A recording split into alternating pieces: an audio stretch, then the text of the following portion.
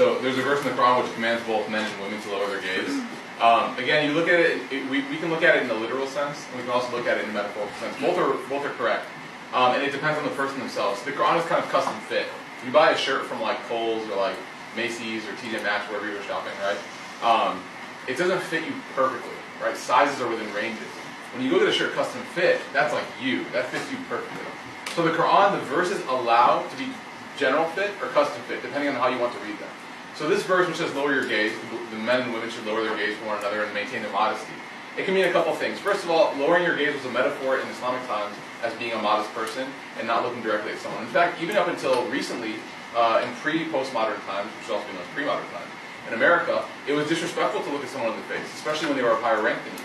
And so now, with this kind of like new age culture, where if you don't look at someone in the face, it's disrespectful, we have to look at it and adapt. Remember, 𝗟𝗜𝗞𝗘.